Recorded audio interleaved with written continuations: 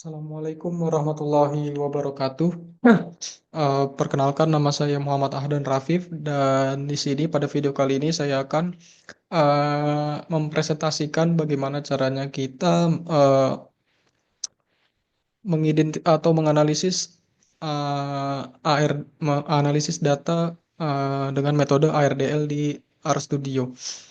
Namun sebelum kita mulai analisisnya, terlebih dahulu kita harus menginstal kelima package ini.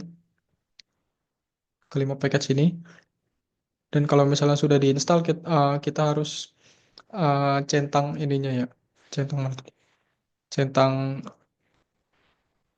centang dua ini. Sorry, centang kotak ini. Kita run aja. Hmm. Oke, setelah itu di sini saya punya data, yaitu data harga emas, pengaruh harga emas terhadap pengaruh harga emas, pengaruh nilai tukar dolar, eh, money demand, permintaan uang, suku bunga dan permintaan emas terhadap harga emas gitu. Jadi ini sistem, dalam kata lain, pengaruh apa saja yang dapat mempengaruhi harga emas. Dan data yang saya miliki ini berupa data kuartalan dari tahun 2007 sampai 2017. Kalau sudah, kita langsung aja kita import datasetnya, lalu kita klik Excel, lalu kita cari datanya gitu, data yang kita simpan.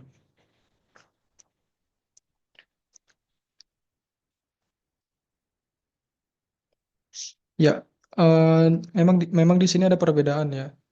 Eh, Kalau yang ini sengaja memang saya hilangkan.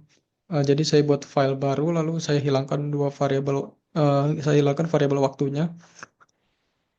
Nanti setelah dimasukkan ke RStudio, nanti kita akan tambahkan secara manual data, sorry, kita akan tambahkan secara manual t-setnya gitu. Lalu selanjutnya kita pencet import. Nah, kalau sudah, selanjutnya kita akan apa ya, men men-set variabel waktu yang ada di data kita gitu. Dengan cara ketikkan command data tanda panah TS dalam kurung ARDL, karena nama data yang saya miliki ARDL, lalu start dari tahun 2007,1, ini kuartal 1, frekuensinya 4. Karena data yang saya miliki berupa data kuartalan gitu. Kita ketik run aja. Lalu kita coba lihat eh, kita coba lihat apa namanya datanya gitu ya. Nah, kalau kita lihat di sini, kalau kita lihat di sini bahwa data yang kita miliki sudah terset menjadi kuartalan.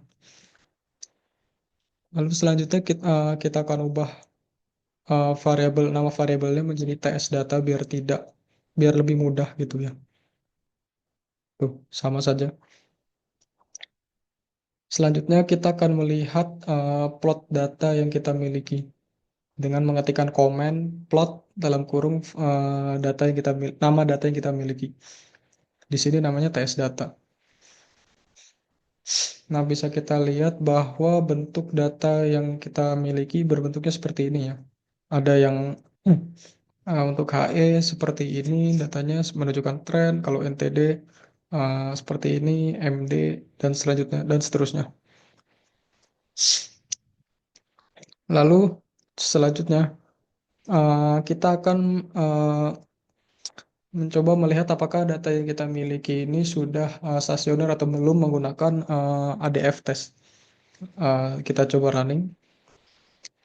Nah, karena ARDL ini tidak bisa langsung distasionerkan gitu ya. Maksudnya ADF test ini dilakukan untuk per variabel gitu. Jadi kita harus mengetes tiap variabelnya itu satu-satu gitu untuk mengetahui apakah variabel yang kita miliki sudah stasioner atau belum. Nah, untuk mempermudah tes ADF testnya, kita akan ubah setiap variabelnya dengan komen seperti ini. Kita running aja. Lalu yang ini adalah variabel-variabel yang sudah di-differencing pada first difference gitu. Kita namakan, kita tambahkan huruf D di depannya untuk membedakan data ini tuh sudah di-differencing pada first difference gitu. Kita klik run. Oke.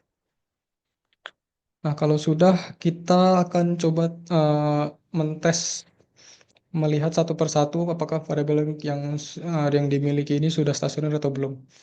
Kita pertama-tama kita lihat apakah harga emas pada tingkat level apakah sudah stasioner, dan kita akan lihat apakah data harga emas yang sudah terdifferencing sudah stasioner atau belum. Oke, bisa kita lihat bahwa data harga emas pada tingkat level itu masih belum stasioner, sementara eh, data harga emas di first difference ini sudah stasioner. Lalu selanjutnya kita akan melihat nilai tukar dolar. Lalu kita coba bandingkan. Oke, nah variabel nilai tukar dolar pada tingkat level masih belum stasioner, sementara eh, variabel nilai tukar dolar di tingkat first difference sudah stasioner. Lalu selanjutnya kita akan melihat variabel money demand. Oke, untuk variabel money demand pada tingkat level masih belum stasioner, sementara pada tingkat first difference sudah stasioner. Lalu kita lihat suku bunga, variabel suku bunga. Oke, variabel suku bunga masih belum stasioner pada tingkat level, tetapi untuk variabel, sorry, untuk di tingkat first difference-nya sudah stasioner. Lalu untuk permintaan emas kita coba lihat. Oke, di sini bisa kita lihat bahwa variabel permintaan emas ini ternyata sudah stasioner pada tingkat level gitu ya. Dan kalau sudah seperti ini, kita sebenarnya tidak perlu lagi untuk melakukan differencing pada variabel ini.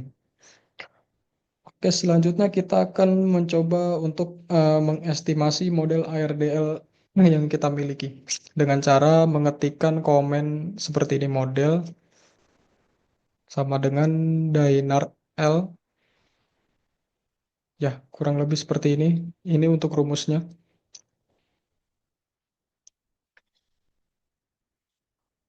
Kita coba running aja. Selanjutnya kita akan melihat summary-nya ya, summary modelnya.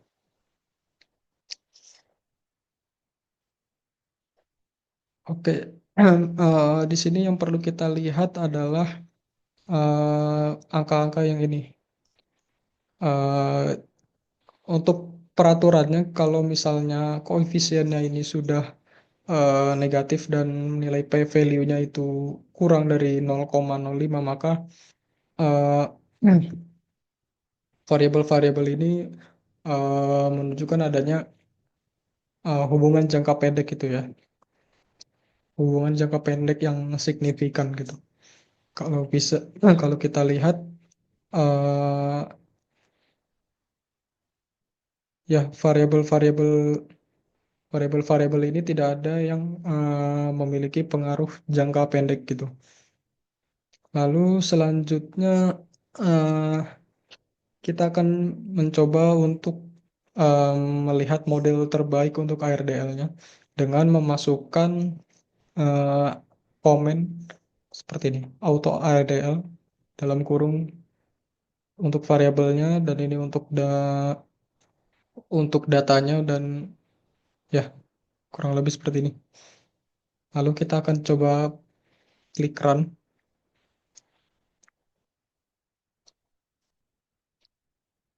Oke, RStudio-nya sudah mengkalkulasikan apa saja model yang terbaik itu. Dan bisa dilihat bahwa model yang terbaik itu adalah model 23221. Karena bisa kita lihat di sini nilai AIC yang terkecil itu adalah di model 23221. Oke, selanjutnya kita akan melihat apakah data yang kita miliki ini memiliki autokorelasi atau tidak itu. Intinya kita akan mencoba untuk menguji asumsi klasik gitu ya. Yang pertama adalah kita akan coba ketikkan komen seperti ini. DNRL autocorrelated model 1. Kita langsung running aja.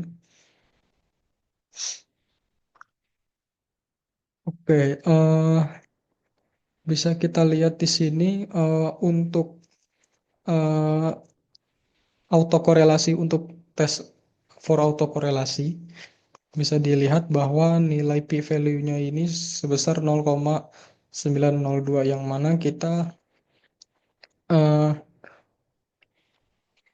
kita terima H0 gitu ya. Yang mana H0 ini adalah tidak ada autokorelasi. Berarti data yang kita miliki ini tidak ada autokorelasi. Dan selanjutnya kita akan melihat uji uji validitas, uji stabilitas, dan juga uji eh, uji kita akan melihat apakah kita akan melihat kita akan menguji uji validitas, uji stabilitas, dan juga kita akan melihat apakah data yang kita miliki mempunyai efek jangka panjang atau tidak gitu. Kita kita ketikkan komen seperti ini, ARDL bound, ya. Kita ketikkan komen seperti ini.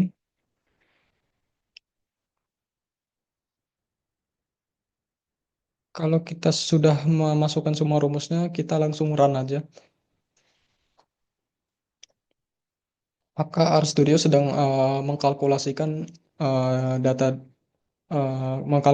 mengkalkulasikan komen yang kita berikan gitu.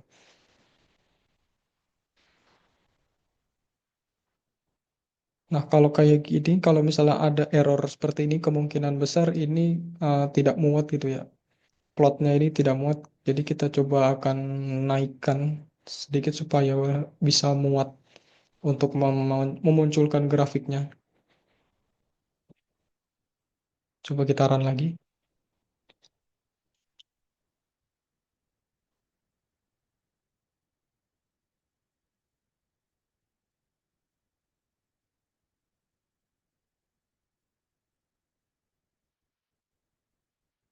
Nah,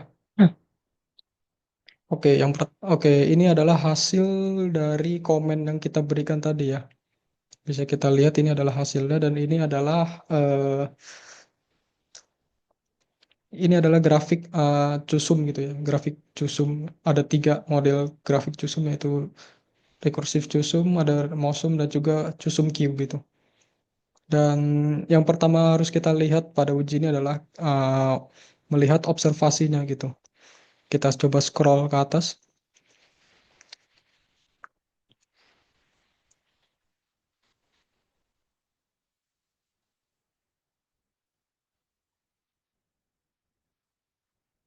Nah,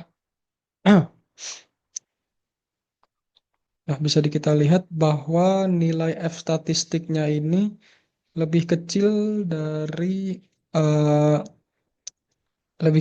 batas bawah dan batas atas gitu ya.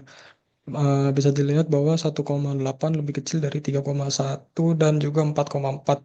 Hal ini menandakan tidak ada kointegrasi gitu, atau bisa dibilang data yang kita miliki ini tidak memiliki pengaruh jangka panjang, hanya jangka pendek saja. Lalu selanjutnya eh, kita akan melihat error correction modelingnya. Error correction model output.